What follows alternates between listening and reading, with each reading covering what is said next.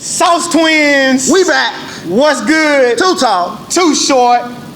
Hey, y'all already know who we got back on today. My boy ain't a Jason surprise. Spray. God dang. Hey, you just got a new job, right? New location? I did get a new job, but I don't start till August 1st, so I'm just relaxing. You chilling, okay. Yeah. Okay, all season. Hey, Off season. hey, you didn't have to pull out all your Pro Bowl NFL jerseys back here today now. Hey, show them things off now. Yeah. Show them things off. Hey, I had to find a good spot to sit down, you know. Hey, yeah, right. Hey, your boy just got Pro Football awarded like the best safety in the league or something like that? He did. Bird? USA Today, Byard. Byard, okay. Yeah. See, y'all like Dion, dog. Y'all gotta put some respect on his name. The US just named him the one safety league. Okay, that's what's up, man. That's legit. Yeah, that's good, man. How long have y'all been training? Man, I've been working with him since he was a redshirt freshman at Middle Tennessee State. So, wow. Okay. 9 years. Okay, so y'all done built up a long-lasting relationship. Mm-hmm. That's my guy, man. Yeah. That's my guy. Cool. What's up? All right, man. So, look. So, the question is today, one of the questions is, how are you able to get buy-in from kids on the high school level, middle school level, college level? Is there a difference as far as how you get buy-in from those levels up to high school, college, and pro, and how do you get it at all? Like, what are some of the things that you've been able to do to get kids to buy into what you're doing and your program, you know, to make yourself successful and ultimately make them successful? I think if you start, though, from the top down, so if you look at, like, the pro guys, right, like, the buy-in there comes from word of mouth, right? So, you know, like Kevin, I've worked him out for 9 years. You know, his teammates, they see, you know, knock on wood, he's been healthy. He's been, every year he shows up to camp in shape. You know, he takes on a lot of snaps. I think he had, like, the highest ranking snaps on the defense this past season. So, you know, that's been going on now for his first 3 years. So his teammates see that. You know, and then they're like, well, damn, I want to see what's he doing, you know? And so they come in. Now, they're always a little skeptical. They're a little guarded because, you know, they get pulled at from every which way. Yeah. But you just create that buy-in when they get there, they see it's good work. Like, I mean, I don't want anything from them, you know? Like, we're just coming in. We're just going to get that work. Yeah. And I think that just helps create the buy-in. And then, like, at any level, once you see the success from the work you put in, that's the ultimate buy-in. Yeah. And so with Logan Ryan, he came in with Kevin a year ago, you know, and Logan, I think he probably arguably had his best career as a professional this past season, you know, and that just helps build that buy-in there. So, you know, the more guys that come in, the word of mouth gets out. As far as the high school and college, I don't think there's a lot of difference. You know, with those guys last year starting at the high school, they were a little guarded. They didn't know me. But, you know, you have a little bit of clout. You have a little street cred coming in from college. They know you train, you know, Kevin Byard and some other NFL guys. So that helps with that as well. But I think when I was in college, I think what built the buy-ins when you showed the kids you cared. And, you know, being a strength coach, we're with them more than anybody else. And, you know, you putting in that sweat equity with those guys, it just helps build that family, that environment. Yeah. So. Yeah. Nah, I was just gonna say I agree with what he was saying as far as like the word of mouth, and then like for us, I feel like a lot of the kids, because we get a lot of high school, middle school kids, but I feel like that buy-in comes from one, the culture, and then the results that they get. Absolutely. From putting in the work. Results is probably going to be the number one buy-in you can have. It is. Well, you know, I think number one is when they come in, right? So I think we all can agree social media is powerful, right? I mean, because that's how I got to see you guys and see you guys. You guys are posting good content. Well, the kids see that as well. So when they come work with you, and all of a sudden the first buy-in is that day-to-day culture. Like, man, these guys they're live, they're having a good time. Like, we're sweating, music's blasting, we're having a good time. The second buy-in comes when, I'm seeing my body change. Like, I'm running better, I feel better, I'm bending better. And then the ultimate is now once they go play and, you know, the success comes. I mean, for me, like I said, like you mentioned a while ago, just seeing like things organized and structured, I feel like that was one of my biggest things when I decided to open a facility was structure and the way it looked, the way it sounds, our energy in here every single day, just being consistent like that, because I feel like the kids just, and not even just the kids, even the college guys that come in and some of the pro guys just, they come in, they feel that energy. And so I feel like if you can always come in, and you know how people can feel energy. Yep. You come in, you feel that good energy, y'all having a good time, like you said, you grinding. But then, not only that, I feel like something else that gets the results, I mean, other than getting results, that buy-in is, I had my boy IK. So he played defensive end for the Jets and then for the Bills. And I can tell the way he bought in was he came and asked me about 120 questions back to back to back to back to back about everything. Why we doing this? Why can't I go ahead and progress to this? And he was challenging me, you know, in ways, and you know, it was cool. I liked it. I was like, look, this is why. There's a progression to this thing, especially coming off an injury. You might be able to do that, but it's not time yet. You know, we're gonna take these progressions, and I think over time, that's how I was able to really pull him in the way he really trusted me. Yeah, that's how he was able to trust you. You was answering all his questions. Yeah, he got his answers. Yeah. Because a lot of times those guys are in tune with their body, right? Like a guy like Logan Ryan, and you know, like I had Derrick Henry come in this offseason. They understand their body. They're in tune with their body. They know what the roadmap should look like. Well, they're going to check your ass and see if you know what you're talking about, right? Yeah. And so they'll ask you questions just to see if you know what you're talking about, right? And then if they trust you, man, they'll do anything you ask them to do. Yeah. Once you in, you in. Once you get that trust, it's over with. It's over. Absolutely, man. No, I think that is. I think, I don't know, I feel like it's one of the most important things for us is that culture and structure. But let's move on through this. There was another. Let me just talk about it, man. Mike, my boy Mike, posted something on Twitter. Hey, you know you my boy Mike, but I gotta bring it. We gotta talk about it, Mike. What value does a hand being slammed in the door? What kind of value has it ever had? Hold on, what did he say? I want to know what he said. So we're talking about doing like injuries. So basically, Mike was like, if you slam your hand in the door, and you get hurt, injured, you don't go back to doing that anymore. Basically, applying that to working out. So she's saying you don't go back. You don't go back to slamming your hand in the door. Well, no. Hey, of course. I'm just gonna touch on this, Mike. I love you, but I mean, if I pull my hamstring sprinting, you can't go back running. You can't say you can't sprint no more. You done. If I strain my Achilles, I can't go back and jump no more. That's not a good example. No, that's not a good example. I think I understand what you mean, Mike. I understand what you mean about it. Right. There are certain things like, for instance, for me, like I don't necessarily have a big reason to max out no more. I don't necessarily have to put 550 pounds on my back no more and max. Right. It's just for what, right at this point. You know, I understand kind of what you mean, and we've kind of gotten into this little bad exercise thing that I kind of like. Oh yeah. Have you been seeing? Yeah, I've been kind of liking that because right. I've always kind of asked myself, is there a bad exercise, and then are you better off exercising wrong than not exercising at all? That's a good one. It is. That's a good one. It is.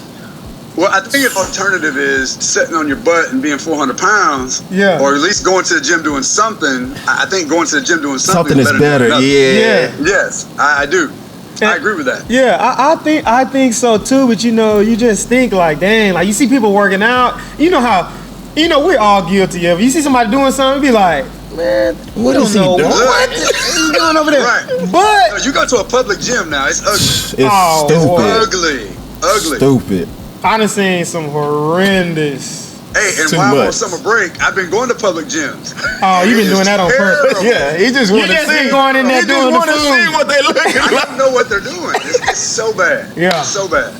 But yeah, I just think that's a pretty interesting topic. I think it is important for people to get out there, and I look back at some stuff that I did a few years ago, and I look back at my form on clean maybe like 7 to 8 years ago, and I was like, Right. I was doing snatch. I was like, Yeah, I'm just getting my. No doubt. But my clean technique is much better after I finish playing Yes. than when I was playing. Yes. Because I was catching that thing straight wrist. What? you had no lat shoulder mobility. None. I mean, I hurt my back doing, what was called an RDL in high school. Yeah. Back just rounded. So I get what you're saying. Yeah. We was just lifting like football players. Yeah. That's all it is. Right. I think it's all good. I think, man, it's a journey for a lot of people and us, like as strength coaches, man. You look back at some of the stuff. I was looking back at some of the speed school stuff that we started out doing back in 2012, and I was like, did I just say that? Yeah, like, right. But no doubt, but that's just growth, right? Yeah. I think now, all right, so back to Mike. He wrote an article years ago. It was like the journey of the strength coach or something like that, and was pretty much how we always, when you finish playing, you kind of start off in a bodybuilding kind of circle, and then you go into strongman, and then what typically he said what happens is you end up getting hurt, and now you come back to the functional training on the back end. So, I can definitely see that. When I go back and look at programs I wrote, 20 years ago, the volume was way too high. Yeah. There was a lot of hit stuff thrown in there just because, you come across books, you read something, you get excited, and you're like, damn, Let's do it. you want to do it, yeah. And so you do it, and now you go back and look on it, you're like, yeah, that probably wasn't the smartest idea. Yeah. But that goes back, hey, young strength coaches, fake it till you make it. Learn what you're doing, read up on it, but you got to evolve. Yeah. Right? You just can't do the same thing for your whole career. So that was actually where I was. That's perfect. That's a perfect lead in because what I see a lot of times, or what we see at the facility in certain programs, like a high school program, is that you have a strength coach that's been there for 35 years. He's the powerlifting coach. Yep. And he still is set in doing things 30 years old. Yep. All bilateral, all barbell. Yes. I know, man. He's even wrapping guys' knees. Like, yeah, man. I know. So I'm wondering, like, they just stuck. What do you think? Like, obviously, how do you? Sorry, let's cut you off. I think Mike, I'm telling you, I think he really comes from a point of talking about that strength coach. Yeah. When he talks about, like the no squat, because I don't think, I think he has to understand the benefits of squatting. Yeah. Has to. So, not to cut you off, but I just had to. I think you're right. I think that's where he's coming from. Is from that, right? So. Yeah, I don't know. I just wonder sometimes, like,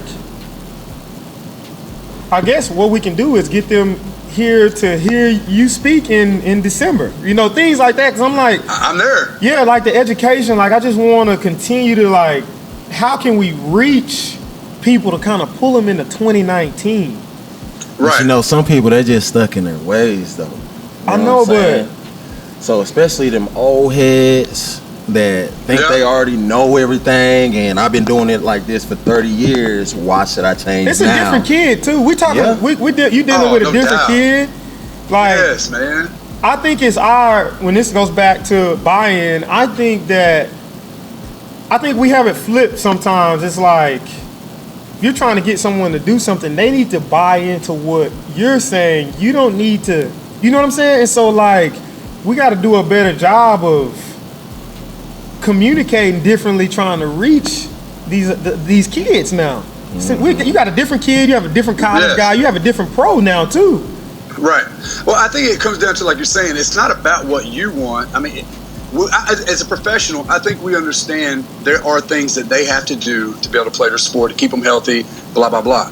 But I think as a player, if you really think back to it, when you're on the field, I think you understand. Like, I think we don't give the kids enough credit sometimes. I think they understand their bodies and understand their sport a little bit more than we give them credit for, and so that's why we have to be able to reach and make and improve on some of the things that they want to improve on. Right? Yeah. I mean, if a kid doesn't feel like he's fast enough, we understand that just getting, if you get stronger, you will become faster. I think we understand that, but you can't just box him into the weight room to achieve that goal, because if he feels like he needs to be outside running, then we have to make sure we give him some of what he wants to get what we want. Right? Yes. It's all about. It's all about. I mean, just the way you window dress it. Yes. Right? Yes. And whatever it takes to get there. I think that's huge too. I mean, the ability for the strength coach to compromise, I think that's important. I do too. I think that's important. You gotta give. Because at the end of the day, it's his career. Right. Yes. All right, it's his career. We're there to help him, and just to shove the round peg through the square hole, or however that thing goes, right? Just because you want him to bench and you want him to deadlift and whatever, because you like to bench and deadlift, that's not necessarily the correct way to do things, right? Yeah. So I think, and that's what we have to understand. We're here to help them, and if they, however we need to do that, get it done. That's what we need to do to get it done. Give and take. Yeah. Right. Yeah. Nah, man. Nah, I think you're right. I don't know. Just come down to knowing your athlete, communicating with your athlete. Yeah. You know what I mean? Oh, yeah. I was going to talk to you about this. Last thing. So, I seen you made a comment once about, we talking about maxes, about you don't need to necessarily do a 1 rep max. Get to know your athlete. Right. Elaborate on why you feel like, what you think, how you feel about not necessarily doing a 1 rep and being able to gauge, their exhaustion and when they're tired and when they're fatigued, and kind of tweaking their program like that. All right. So just, when I said with a 1 rep max, and so I try to use like a scale, I've gotten away from percentage based, just because I think we both know some days you'll come in and it may say 80% for whatever, and you just get absolutely crushed with that 80%, right? Yep. Especially the stronger you are. Yep. And just over the years, what I saw was the stronger kids, they would struggle with the percentages, and then sometimes the weaker kids, the percentages just didn't match up and it was too easy. And as far as, so typically what we would do when we come in to work out, is I may have a rep scheme on the board of just say 5 and 3x3. Well, I make sure to let the staff know, hey, those last 2 to 3 sets of 3 are the money sets. All right. We want to just try to see what we can get, 3 RM-ish or whatever for that day, and then you just record it. It doesn't have to be an all-time 3 RM. Yeah. I just want to see what they can get for that day. Yeah. And I don't want them crashing and burning. I just think that's where you get in trouble in the weight room, is when guys are crashing and burning. That's, bench because presses they're trying get to ugly. hit this percentage. Yeah, fatigue, right. And so, form goes out of whack. Yeah. Right. And I just like technical form, right? If it looks good, the bar was moving, they're straining, what else do you want from them? Yeah. Right? Like we got what we wanted, let's move on. Yeah. Whoops. Sorry about that. Oh, shucks. Okay. Yeah. No, I completely, man, I agree. And for us, like, we still work off of percent, like in our Ollie Fit class with the adults. Yes, we Olympic lift with our adults. Okay. Every day. Yeah. And for them, I feel like starting out is such a good baseline, because they have no idea what 60% feels like. After time, you know what 50, 60, 70, 80% feels like. And so for us, like, we still use it in that sense. And in big groups, I can see that as well. Yeah. Like, I get that. I mean, you have to have a manageable group per coach to be able to do, an APR. I get that. Yeah. Or RPE. I get it. Like, so. But yeah, I thought that was, I took that in. I took that in, and I thought about it when it comes to, like, my one-on-ones, especially like, we have a pro track hurdler right now, Shane Brathwaite. He's the 110 hurdler. And when we first came in, he was like, he was asking about squats and some different movements. Like, he really enjoys lifting and he likes the load. And I really enjoyed it. I was like, man, that's what's up. Me and you gonna get along really well. Right. And but he was like, man, you know, he really didn't know what his numbers were. So we got numbers. I got him on some solid 1 reps that I thought weren't a true 100%, but it was close. It was about 95%. Right. Yeah. Yes. It was close.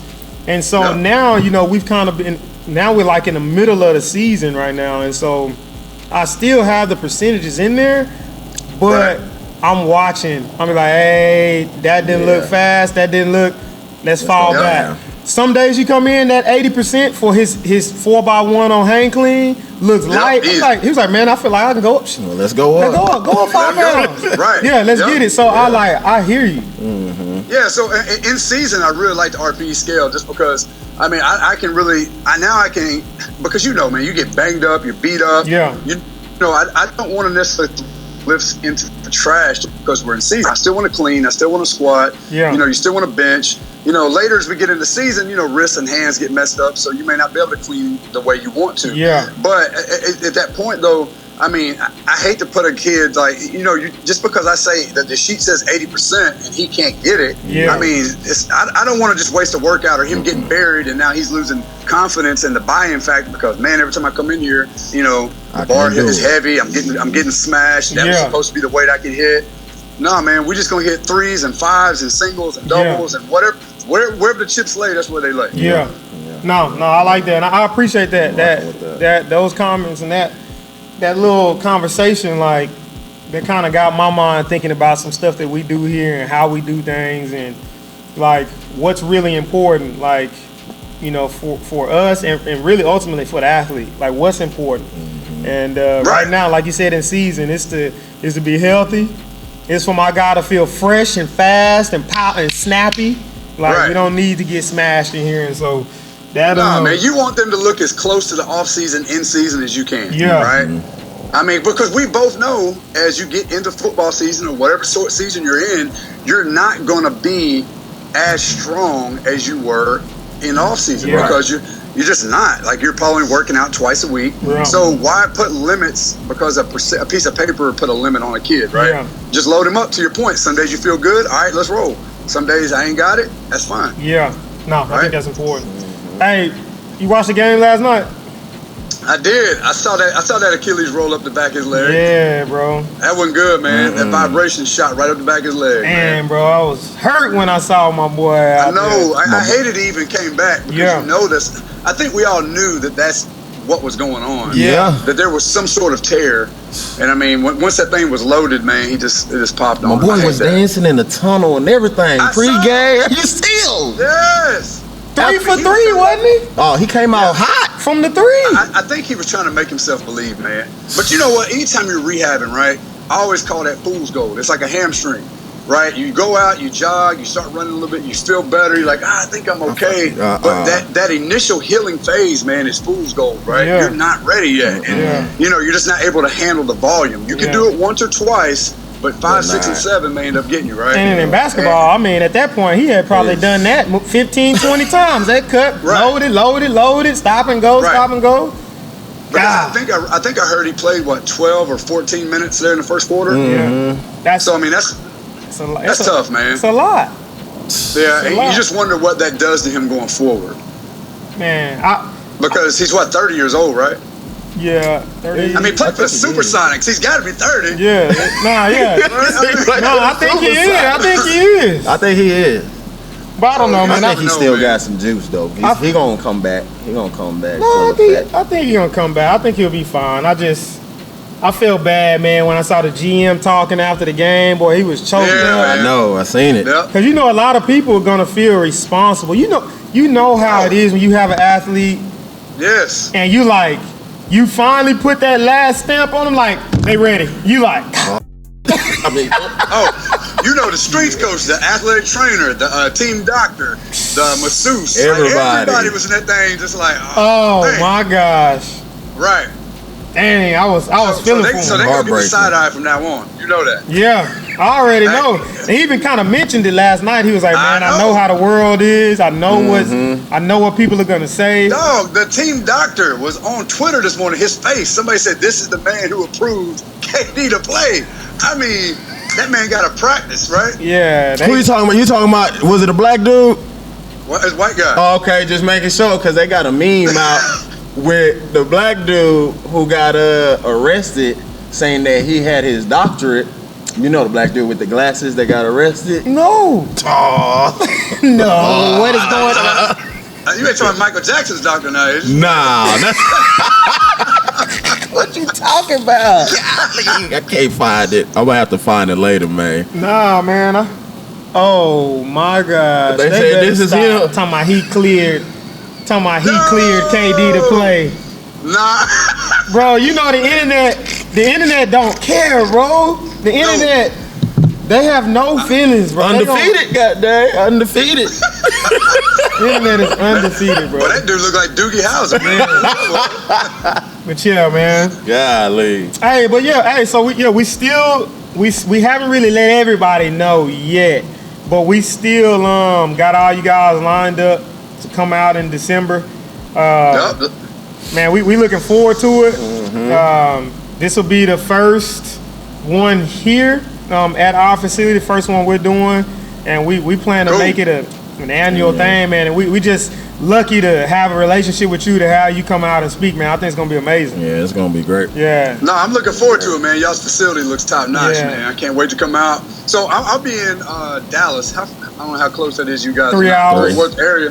Woo. Yeah, it's Texas. This Texas. You're right.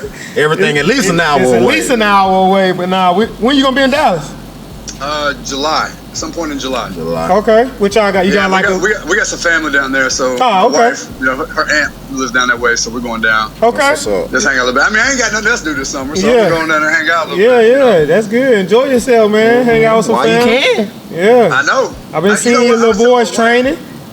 Bro, hey. Yeah. Man, they got games every night of the week, man. So I'm baseball, I'm Captain Daddy, yeah, man. Yeah. Like baseball now, flag football starting up a little bit. Yeah. My oldest, who is 8, wants to play tackle football this fall. How you feel about that? I know, being a former player, like I got hit a couple times. Like once I got ear hold and had synovial fluid coming out my ear. Damn. So, right. So I mean, I know what the sport brings. Like I know some of those. Once you put those pads on, that clock starts. Yeah. I think we all understand that, right? It ain't if, it's when. So I don't know. I kind of wanted to wait until later. Yeah. But it's hard when all your friends are playing. Yeah. It is. Dang. That's the hard. Yeah, thing. that's tough. That's tough. And I mean, so I'm trying to push the baseball, the basketball right now. I know the football's coming. So we'll see. Yeah. Hey. Well, hey, man. Hey, make sure y'all go and follow my boy Jason Spray, man. If you have any questions, you want to go and watch somebody that's been doing this for a long time at a high level who continues to stay up on what's going on with the industry with a nice swing of that old school feel. Y'all need to go check him out, man. It's somebody that I look up to in the industry. And constantly checking in with him, just continuing to build our relationship, and we can't wait to have him down. So go follow Twitter, IG. Make sure y'all go and subscribe to Sauce Twins. Turn your notifications. Yeah. Subscribe to Sauce Twins. Sauce Twins. It's Sauce Twins. Hey, come on. Get it in. Hey. What will you sacrifice to be great?